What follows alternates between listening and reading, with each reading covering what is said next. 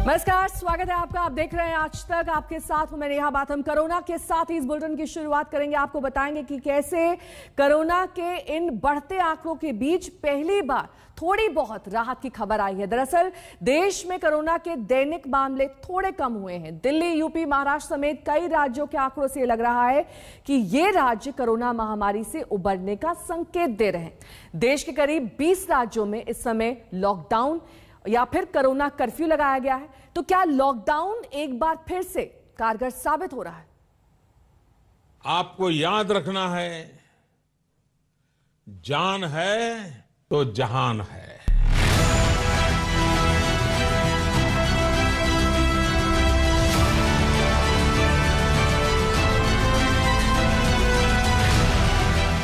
ढिलाई नहीं दी जा सकती, अभी समय नहीं आया है ढिलाई देने का। तो सबका ये मानना है कि अभी लॉकडाउन को और एक्सटेंड करने की जरूरत है। कोरोना के 3,66,161 नए केस, 3,754 लोगों की मौत, 3,53,818 कोरोना मरीजों की अस्पताल से छुट्टी। ये आंकड़े राहत पहुंचाने वाले हैं। जब दूसरी लहर की पीक की ओर अटकलों का दौर चल रहा था, कोरोना के रोजाना के मामलों में करीब 37,500 की गिरावट ने उम्मीद की रोशनी दिखा दी थी। खास बात यह है कि कोरोना के दैनिक मरीज और ठीक होने वालों का फासला बिल्कुल कम हो गया है। यानी जितने लोग बीमार पड़े, करीब उतने ही स्वस्थ हो गए। पिछले 4 दिनों से कोरोना के रोजाना मामले 4 लाख के ऊपर चल रहे थे। आज ये सिलसिला टूट गया।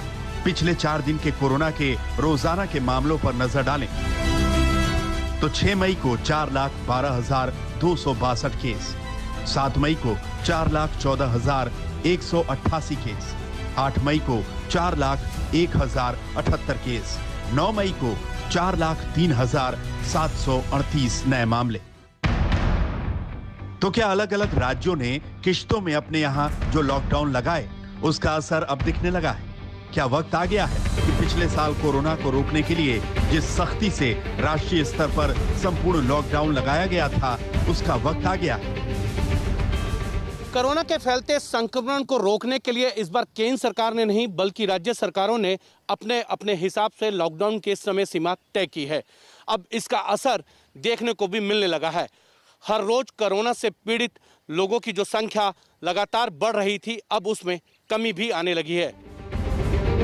याद कीजिए, पिछले साल जब देश में पहली बार लॉकडाउन लगाया गया था, तब देश में 600 से भी कम कोरोना के केस थे और सिर्फ 9 लोगों की मौत हुई थी। लेकिन आज लगातार 4 लाख के इर्द गिर्द रोजाना नए केस आ रहे हैं। तो क्यों नहीं इस आजमाए हुए फॉर्मूले को फिर से अपनाया जाए? We request the authorities that there should be a complete lockdown for 15 days. Not only to break the chain of this infection, but also for the augmentation of the various health requirements, especially oxygen supply and various drugs required. राज्यों से corona के जो आंकड़े आ रहे हैं, वो इस बात की तस्दीक कर रहे हैं कि लॉकडाउन का धीरे धीरे ही सही लेकिन असर है। दिल्ली की मिसाल लीजिए। दिल्ली में जब लॉकडाउन का ऐलान हुआ था, उस दिन 25,462 नए केस आए थे, जबकि कल सिर्फ 13,336 नए केस। हाँ, मौत की रफ्तार जरूर चिंता में डालने वाली है, लेकिन संक्रमण दर में गिरावट है। संक्रमण दर 29.64% से गिरकर 21.67 पहुंच गई। इसे और कम करने के लिए आज से लॉकडाउन की नई किस्त शुरू है। पॉजिटिविटी रेट का कम होना एक सबसे बड़ा शुभ संकेत है। उसके लिए जो आकलन हुआ है सरकार के स्तर पर, वो यही बताता है कि लॉकडाउन जिस तरीके से अमल में लाया गया है वो एक बड़ी वजह है। और इसीलिए आज से जो प्रोविजन है, जो उसके और भी दिशा निर्देश है, उसको और सख्त कर दिया गया है। बिल्कुल मेट्रो परिचालन आज से बंद कर दिया गया है और अगले 1 हफ्ते तक मेट्रो नहीं चलेगी। अगर महाराष्ट्र की बात करें तो वहां भी देर से ही सही लॉकडाउन के नतीजे दिखने लगे हैं। महाराष्ट्र में कल 48,401 नए केस आए, जबकि 572 लोगों की कोविड से मौत हुई। 3 मई को छोड़ दिया जाए तो महाराष्ट्र में लगातार कोरोना के केस 50,000 से ऊपर आ रहे थे। राहत की बात यह है कि कोरोना से रिकवरी रेट 86.4% पहुंच गया है। महाराष्ट्र के लिए राहत की खबर यह है कि राज्य में 12 ऐसे जिले हैं जहां पर कोविड का आंकड़ा अब संभलता नजर आ रहा है। कल राज्य में सिर्फ 48,401 नए केसेस सामने आए। हालांकि दूसरी तरफ यह बात भी गौर करने वाली है कि अभी भी एक्टिव केसेस राज्य में 6 लाख से ऊपर हैं। 16 ऐसे जिले हैं जहां पर ऑक्सीजन की भारी कमी है। ऐसे में 15 मई से पहले राज्य सरकार को अहम फैसला लेना है कि लॉकडाउन की रिस्ट्रिक्शंस राज्य में और बढ़ानी है या नहीं। दिल्ली और महाराष्ट्र ही नहीं, उत्तर प्रदेश में लॉकडाउन के बाद कोरोना के केस कम हुए हैं। 29 अप्रैल को जब लॉकडाउन लगाने का ऐलान हुआ था तब 29,824 डेली केस आए थे और कल ये 23,333 पर पहुंच गया। सवाल उठता है कि आंकड़ों में ये गिरावट स्थायी है या फिर अस्थायी। लेकिन दूसरी लहर की पीक और तीसरी लहर की अटकलों के बीच सरकार से सख्त कदम की मांग तेज होने लगी है। आज तक ब्यूरो।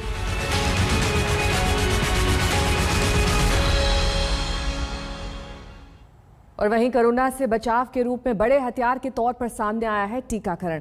लेकिन टीके को लेकर देश भर में ऐसी मारामारी है कि टीका लगाना अपने आप में ही बड़ा टास्क हो गया है। नोएडा के जिला अस्पताल में टीका लगवाने के लिए इतनी भीड़ उमड़ी कि पुलिस बुलानी पड़ गई। दिल्ली से सटे नोएडा में आज से 18 साल से ज्यादा उम्र के लोगों को भी वैक्सीन लगाने का जो प्रोग्राम है वो शुरू हो चुका है। इस वक्त मैं नोएडा के सेक्टर 30 के अस्पताल में मौजूद हूं। अगर आप देखें तो लंबी लंबी जो लाइनें हैं वो लगी हुई हैं। दिक्कत इस बात की भी है कि प्रशासन के पास बहुत ज्यादा वैक्सीन है नहीं। 3,000 वैक्सीन लगाने का प्रोग्राम है आज पूरे नोएडा में।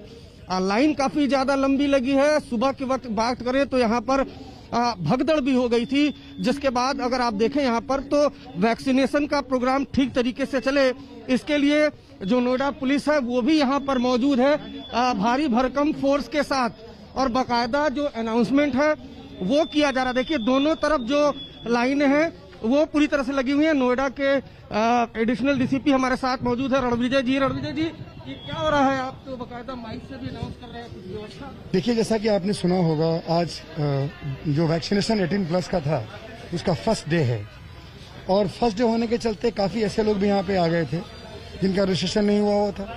कुछ ऐसे लोग भी आ गए जिनका रजिस्ट्रेशन हुआ था लेकिन उनका अलॉटमेंट नहीं था, तो उसके चलते यहाँ भीड़ काफी ज्यादा हो गई थी। हम लोगों ने ग्रेजुअली सबको क्लियरिफाई कर दिया। जिनका रजिस्ट्रेशन नहीं हुआ है उनको हम लोगों ने वापस जाने के लिए कहा है, और जो लोग रजिस्टर्ड हैं लेकिन अलॉटमेंट नहीं है उनको भी वापस किया गया है, और उनको कहा गया है कि अपनी बारी का इंतजार करें। लाइन तो काफी लंबी दिख रही है यहाँ लंबी। देखिए यहाँ पे जो 18+ के लोग हैं संभवतः 400 अलॉटमेंट आज का है इस 2 सेंटर्स का, तो इसके चलते यहाँ पे लंबी लाइन लगी हुई है। लेकिन मुझे लगता है कि अगले 1 से 2 घंटे में सब लोग वैक्सीनेट हो जाएंगे और सब लोग चले जाएंगे। यही बात हम लोग लगातार पब्लिक को अपने पीएस सिस्टम के माध्यम से हम लोग अवेयर कर रहे हैं और बता रहे हैं, तो लोगों ने अपना पेशेंस के साथ अपनी लाइन लगा ली है, और मुझे लगता है कि अगले 2 घंटे में सारे लोग वैक्सीनेट हो जाएंगे। हमारी व्यवस्था पूर्णतः अच्छे तरीके से चल रही है। नोएडा पुलिस यहाँ मौजूद है। 400 लोगों को जो वैक्सीन है वो आज लगाई जाएगी, लेकिन आप देखेंगे यहाँ पर तो लंबी लंबी लाइनें लग गई थी। सुबह के वक्त अव्यवस्था हो गई थी, जिसके बाद नोएडा पुलिस की टीम यहाँ पर पहुंची है। लोगों को अनाउंसमेंट करके समझाया जा रहा है।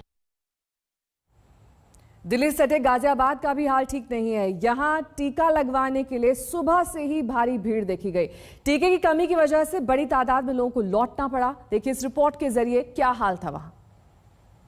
कहने को तो यूं तो पूरी दिल्ली एनसीआर में लॉकडाउन लगा है। वजह है कि कोरोना पर काबू पाना है, और काबू पाने का दूसरा तरीका है वैक्सीन लगवाना। लेकिन लॉकडाउन की स्थिति हम आपको दिखाते हैं और वहां सोशल डिस्टेंसिंग की हालत दिखाते हैं। और वो कौन सी लाइन है जहां पर ये सोशल डिस्टेंसिंग नहीं हो पा रही है? वो है वैक्सीन लगवाने की लाइन। यानी कोरोना से बचना भी चाहते हैं, लेकिन कोरोना के जरूरी जो नियम है, गाइडलाइन है, उसका पालन भी नहीं करना है। ये गाजियाबाद के इंदिरापुरम की तस्वीर है। आज ही 18 से 44 साल के जो लोग हैं उनके लिए ये वैक्सीनेशन का मौका पहली बार खुला है। क्या लगता है, इस तरीके से तो कोरोना और बढ़ेगा? तो ये जो 60 साल वाले हैं उनका ये भी नंबर नहीं आ रहा है। 3 दिन से लगातार आ जा रहे हैं। 7 तारीख को आए, 8 को आए, 9 को, कल संडे था, आज फिर खड़े हुए हैं लाइन में। 3 दिन हो गया, कोई यहाँ पूछता ही नहीं है। ये तो सबसे बड़ी प्रॉब्लम तो ये है। यानी व्यवस्था से जुड़ी हुई समस्या है। व्यवस्था से जुड़ी, यहाँ व्यवस्था बिल्कुल खराब व्यवस्था है, कोई व्यवस्था नहीं। यहाँ टोकन सिस्टम नहीं, अगर टोकन एक दे दें, आदमी को बैठा दें आराम से, कोई प्रॉब्लम नहीं होगा। तो व्यवस्था ऐसी है कि लोग जो बुजुर्ग हैं, जो सीनियर सिटीजन हैं, वो 3-3, 4-4 दिन से आकर के अपनी बारी का इंतजार कर रहे हैं और उन्हें मौका नहीं मिल रहा है। और इस बीच में 18 से 44 साल के जो आयु वर्ग है, उसके लिए भी कतार खोल दी गई है। मुश्किल आ रही है? कोई मुश्किल नहीं है, लगना तो पड़ेगा। लगना पड़ेगा, लेकिन डर तो है ना कोरोना का कि ऐसे अगर बिना सोशल डिस्टेंसिंग के। बिल्कुल सही बात है, डर है, लेकिन डर दिखाई कम पड़ रहा है। ऐसा क्यों है? लोगों को से ही पूछते हैं कि जब व्यवस्था, क्या लगता है कि व्यवस्था की कमी है? हाँ जी, बहुत कमी है। तो हम आपको तस्वीरें लाइन की आखिर तक तो यहाँ से दिखाएंगे कि लंबी लाइन है, लेकिन मुश्किल यही है कि हर कोई चाहता है यहाँ पर, जिसने भी लाइन में खड़े होकर के अपनी जगह बुक कराई है, पहले तो बुक कराने की दिक्कत। सर 4 बार बुक करा चुके हैं, जो भी स्लॉट आता है उसमें आते हैं तो वैक्सीन खत्म होती है। मेरी 1 महीना कंप्लीट होने जा रहा है, फर्स्ट डोज को लगाए हुए 1 महीना कंप्लीट हो चुका है। 3 अप्रैल को मैंने लगवाई थी। जब मेरी दूसरी वैक्सीनेशन का टाइम हुआ तो वहाँ पे वैक्सीनेशन खत्म होगी। अब हम जहाँ भी स्लॉट देख रहे हैं, जिस जगह बुक करते हैं वहाँ जाते हैं, वहाँ स्लॉट से पहले ही वैक्सीनेशन खत्म हो जाती है। तो दिल्ली के आसपास के वैक्सीनेशन का हाल भी आपने देखा कि कैसी मारामारी मची हुई है। अब हम आपको दिखाते हैं दिल्ली में टीकाकरण को लेकर मचे सियासी घमासान के बारे में। दिल्ली में टीकाकरण को लेकर राज्य और केंद्र सरकार के बीच घमासान छिड़ा हुआ है। वैक्सीनेशन पर सियासी घमासान की एक बानगी देखिए।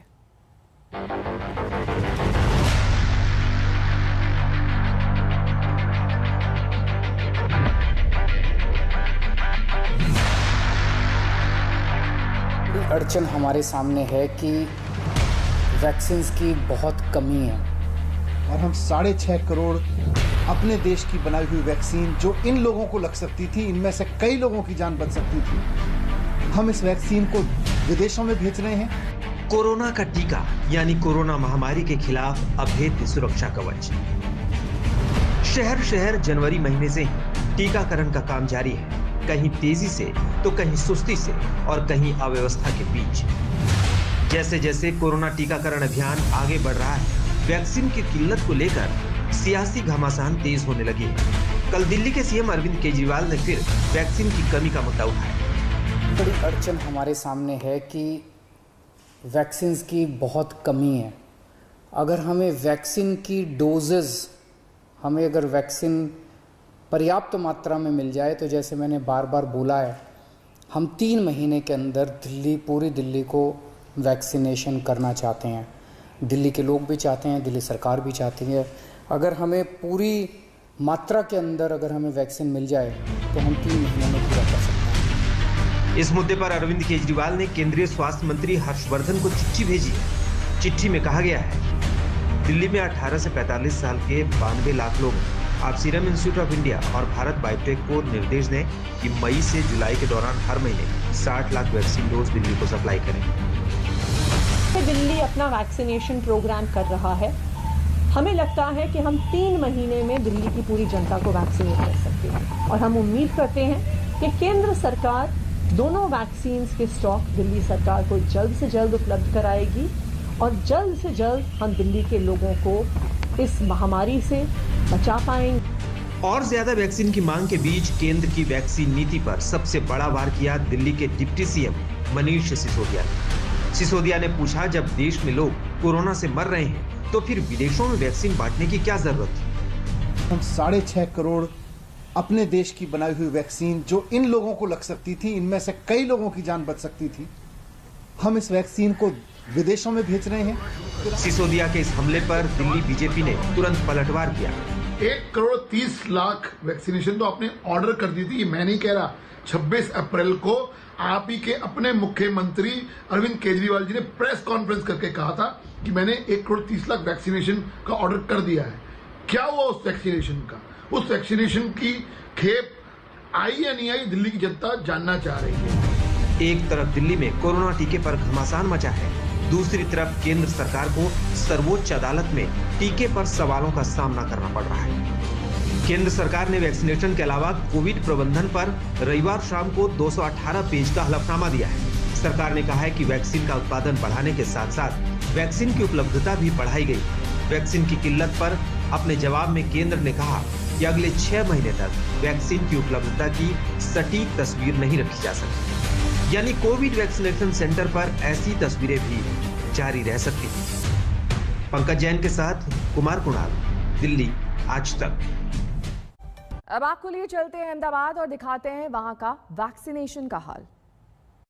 गुजरात में लगातार पिछले एक हफ्ते से कोरोना संक्रमितों के मामले में कटौती हो रही है। जो नंबर्स 14,000 तक छू चुके थे, वो अब पिछले 24 घंटे की बात करें तो पिछले 24 घंटे में 11,000 तक कोरोना संक्रमितों के मामले आए। तो वही जो वैक्सीनेशन सेंटर है वहां पे सबसे ज्यादा लोग अब दिखाई देते हैं। आप देख सकते हैं यहाँ पे जो वैक्सीनेशन सेंटर है अहमदाबाद के पालड़ी इलाके का आया हुआ, वहां पे जो 45 प्लस और जिन लोगों का दूसरा डोज है उनके लिए यहाँ पे सबसे ज्यादा भीड़ आपको देखने मिलेगी। लेकिन सवाल यही खड़ा होता है, जिस सोशल डिस्टेंस की बात कोरोना में की जाती है, कहीं ना कहीं उसका यहाँ पे आपको देख सकते हैं कि जो भीड़ लोगों की इकट्ठी हुई है, सवाल ये भी खड़ा होता है कि क्या यहाँ पे जो लोग वैक्सीनेशन के लिए आ रहे हैं कहीं वो यहाँ से अपने घर पे कोरोना ना ले जाए, क्योंकि आप देख सकते हैं जो लाइन है, लाइन इतनी ज्यादा लंबी है। आपको पहले तो वो लाइन दिखाते हैं कि ज्यादा से ज्यादा लोग अब वैक्सीनेशन को लेकर लोगों में अवेयरनेस आई है। वहीं गुजरात की बात की जाए तो गुजरात में